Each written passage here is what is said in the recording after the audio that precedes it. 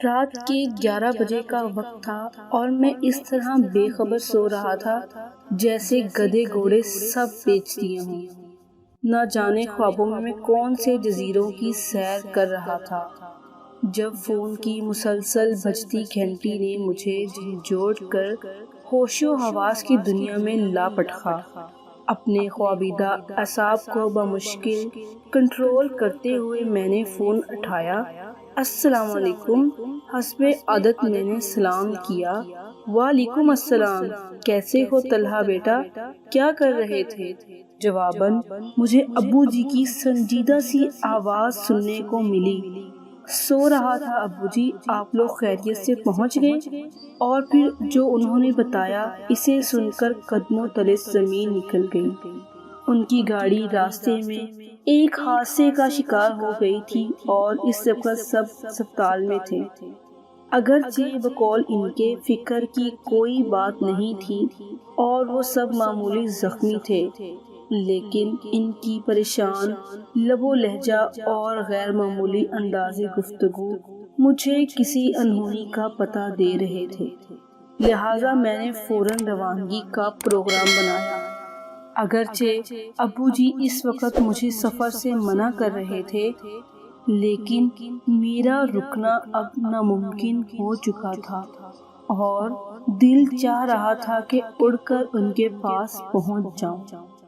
میرے والدین، خالہ، خالو، میری چھوٹی بہن، سب قریبی رشتہ داروں کی شادی میں شرکت کرنے آج شام ہی حیدرآباد روانہ ہوئے تھے۔ میں اپنے امتحانات کی وجہ سے گھر پر رک گیا تھا۔ میری خالہ اور خالو ہمارے گھر سے 2 گلیاں چھوڑ کر ہی رہتے تھے اور ہمارے ان سے بہت خوشگوار مراسم تھے۔ خالہ خالو نہایت شفیق، پرخلوص اور زندہ دل تھے۔ اللہ تعالیٰ نے ان کو ہر دنیاوی نعمت سے نوازا تھا سوائے اولاد کے، لیکن انہوں نے اپنی کمی کو اپنی زندگی کا روگ بنانے کی بجائے تقدیر کا لکھا جان کر اس سے سمجھوتا کر لیا تھا۔ مجھے اور میری چھوٹی بہن گڑیا کو وہ اپنی اولاد ہی سمجھتے تھے اور اپنی تمام تر محبت ان پر نچھاور کرتے تھے۔ نتیجتاً ہم دونوں بھی انہیں اپنے والدین جیسا ہی مقام دیتے تھے۔ میں نے رات بھر جاگ کر پیپرز کی تیاری کی تھی۔ پیپرز کے بعد جب میں گھر آیا تو سب کے ساتھ اتنا مصروف رہا کہ وقت گزرنے کا پتہ ہی نہیں چلا۔ شام کو جب سب مجھے ڈھیروں ہدایتیں دے کر روانہ ہوئے تو میرا تھکن سے برا حال تھا۔ رات کا کھانا کھا کر نماز ادا کرتے ہی مجھ پر نیند کا اس قدر شدید غلبہ ہوا کہ میں لمحوں میں غافل ہو گیا۔ فوراً ہی تیار ہو کر روانہ ہو گیا۔ والد سے ہسپتال کا ایڈریس لے لیا تھا۔ تقریباً 3 گھنٹے کا راستہ تھا۔ جب میں گھر سے روانہ ہوا تھا تو ہلکی ہلکی بوندا باندی شروع ہو چکی تھی۔ کراچی میں تو راتیں جاگتی ہیں، لہٰذا کافی دیر تک مجھے تنہائی کا احساس نہیں ہوا۔ راستے روشن تھے اور لوگ بھی گھومتے پھرتے نظر آ رہے تھے۔ آدھے گھنٹے بعد بوندا باندی نے موسلا دھار بارش کی شکل اختیار کر لی۔ اب تک میں شہر سے کافی دور آ چکا تھا، لہٰذا ٹریفک بھی بہت کم ہو گیا تھا۔ کبھی کبھار کوئی اکا دکا گاڑی نظر آ جاتی تھی۔ اگرچہ گاڑی کے وائپر مسلسل چل رہے تھے، لیکن تیز بارش کے باعث باہر دھندلا سا نظر آ رہا تھا۔ تھوڑے تھوڑے فاصلے پر لگے اسٹریٹ لیمپ اپنی مدھم سی روشنی سے تاریکی کو شکست دینے کی ناکام کوشش کر رہے تھے۔ سڑک پر دونوں طرف گھنے درختوں نے رہی سہی روشنی کو بھی نگل لیا تھا۔ اگرچہ میں فطرتاً کافی دلیر اور نڈر تھا، لیکن تنہائی اور تاریکی کی ہیبت مجھ پر طاری ہوتی جا رہی تھی اور میں سفر کی بخیریت تمام ہونے کی دعا کر رہا تھا۔ لمحہ بھر کو بجلی چمکتی تو پورا منظر واضح ہو جاتا تھا۔ بڑے بڑے درخت تیز ہوا سے ہلتے ہوئے مختلف شکلیں اختیار کر رہے تھے۔ کبھی کبھی تو یوں لگتا جیسے خون آشام چڑیلیں مجھے اشارے سے اپنی طرف بلا رہی ہوں۔ اچانک بجلی چمکی تو مجھے دور سڑک پر عین درمیان میں ایک انسانی ہیولا کھڑا ہوا نظر آیا، جو زور زور سے ہاتھ ہلا کر گاڑی روکنے کی استدعا کر رہا تھا۔ پہلے تو میں اسے کوئی چور اچکا سمجھا جو مجھے روک کر لوٹنا چاہ رہا تھا۔ پھر اچانک میرے ذہن میں بچپن سے سنی ہوئی وہ تمام ڈراؤنی کہانیاں در آئیں جن میں آسیب مختلف روپ اختیار کر کے مسافروں کو تنگ کرتے ہیں۔ یہ سوچ کر میرے رونگٹے کھڑے ہو گئے۔ ایک خیال یہ بھی تھا کہ شاید کوئی ضرورت مند ہو جو رات کے اس پہر مدد کے لیے کھڑا ہو۔ بہرحال جب میں جلد و جلال کا ورد کرتا وہاں تک پہنچا تو یہ دیکھ کر اسے اپنی آنکھوں پر یقین کرنا مشکل ہو گیا کہ وہاں کوئی انسان تو کیا کوئی چڑیا کا بچہ تک نہ تھا۔ میں نے ہر طرف بغور دیکھا لیکن چاروں طرف تنہائی اور سناٹے کا راج تھا۔ خوف سے میرا برا حال ہو گیا اور میں اندھا دھند گاڑی بھگاتے ہوئے چلا گیا۔ ابھی میں تھوڑی دور ہی گیا تھا کہ اچانک کسی نے پیچھے سے میرے کندھے پر ہاتھ رکھا۔ میرے اوپر کا سانس اوپر اور نیچے کا سانس نیچے رہ گیا اور دل طوفانی رفتار سے دھڑکنے لگا۔ بمشکل میں نے پیچھے مڑ کر دیکھا تو مجھے یوں محسوس ہوا جیسے پچھلی سیٹ پر بالوں کا ایک بہت بڑا سا ڈھیر دھرا ہوا ہے۔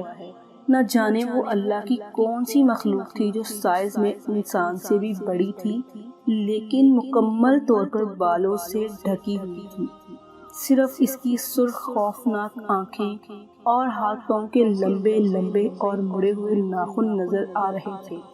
وہ اپنی لال لال ڈراؤنی آنکھوں سے نہایت غصے میں طلحہ کو گھور رہی تھی۔ دہشت سے طلحہ کی آنکھیں پھٹی کی پھٹی رہ گئیں اور دل اچھل کر حلق میں آ گیا۔ سانس سینے میں اٹکنے لگا اور ہاتھ پاؤں سنسنانے لگے۔ اس سے حرکت کرنا محال تھا۔ بڑی مشکل سے میں نے حواس مجتمع کیے اور زیر لب قرآنی آیات کا ورد کرتے ہوئے گاڑی کو طوفانی رفتار سے بھگا دیا۔ تھوڑی دیر بعد مجھے محسوس ہوا کہ پچھلی سیٹ خالی ہو گئی ہے۔ میں نے شیشے سے پچھلی سیٹ پر دیکھا تو وہ آسیب وہاں سے جا چکا تھا۔ ابھی وہ پوری طرح سکون کا سانس بھی نہ لے پایا تھا کہ اسے یوں لگا جیسے گاڑی دھیرے دھیرے نہایت وزنی ہوتی جا رہی ہے اور اسے چلانا ناممکن ہوتا جا رہا تھا۔ جس گاڑی کو میں جہاز کی طرح اڑا رہا تھا اب گدھا گاڑی کی طرح گھسٹنے سے بھی انکاری تھی۔ ابھی میں اسی ششو پنی میں مبتلا تھا کہ پیچھے سے ایک خوفناک قہقہ سنائی دیا۔ ایسی دہشت زدہ کر دینے والی آواز میں نے اپنی پوری زندگی میں پہلے کبھی نہیں سنی تھی۔ مڑ کر دیکھا تو وہی غیر انسانی مخلوق دوبارہ سیٹ پر پرجوان ہو کر قہقہے لگاتی نظر آئی۔ اس کی ٹانگیں اتنی لمبی ہو چکی تھیں کہ اس نے گاڑی کی کھڑکی سے باہر لٹکا رکھی تھی اور پاؤں سڑک پر گھسیٹ رہے تھے۔ اسی وجہ سے گاڑی کو آگے بڑھانا مشکل ہو رہا تھا۔ یہ دیکھ کر میری ریڑھ کی ہڈی میں خوف کی لہر دوڑ گئی اور میں نے آواز بلند قرآنی آیات اور آیت الکرسی پڑھنا شروع کر دی۔ تھوڑی دیر بعد گاڑی پھر ہلکی ہو کر تیزی سے رواں دواں ہو گئی۔ اس کے بعد گاہے بگاہے یہ تماشا چلتا رہا، کبھی وہ بلا پیچھے اور کبھی آگے میرے ساتھ والی سیٹ پر نظر آتی، کبھی قہقہے لگانا شروع کر دیتی اور کبھی نہایت غصے سے مجھے گھورتی رہتی۔ میں نے دعاؤں کا ورد جاری رکھا اور تیزی سے گاڑی بھگاتا رہا۔ گھنٹہ بھر میں نے شہر کے آثار نظر آنے لگے تو وہ مخلوق یکایک غائب ہو گئی۔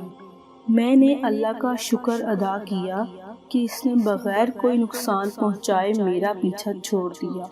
ابھی میں اسپتال سے 15 منٹ کے فاصلے پر تھا کہ پھر مجھے شک لگا۔ رات کی تاریکی اور موسلا دھار بارش میں خالو ایک اسٹریٹ لیمپ کے نیچے کھڑے نظر آئے۔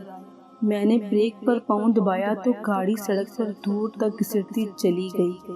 خالو تیز تیز چلتے ہوئے آئے اور فرنٹ سیٹ کا دروازہ کھول کر میرے ساتھ بیٹھ گئے۔ اتنی تیز بارش میں کھڑے ہونے کے باوجود ان کا لباس بالکل خشک تھا۔ میں نے نہایت حیرت سے ان سے پوچھا کہ وہ یہاں کیا کر رہے تھے، تو انہوں نے دھیرے سے کہا، بس بیٹا یوں ہی کھڑا تھا۔ وہ بالکل گمسم اور کھوئے کھوئے سے تھے، باتوں کے انتہائی شوقین اور بات بات پر زور سے کہکے لگانے والے خالو بالکل خاموش تھے، سوچ سوچ کر بامشکل چند لفظ ادا کر رہے تھے۔ جب میں نے ان سے سب کی خیریت پوچھی تو وہ گویا ہوئے، ہاں بیٹا سب بالکل ٹھیک ہے، تم فکر نہ کرو، تم سے ملے بغیر جانے کا دل نہیں چاہ رہا تھا تو میں چلا آیا۔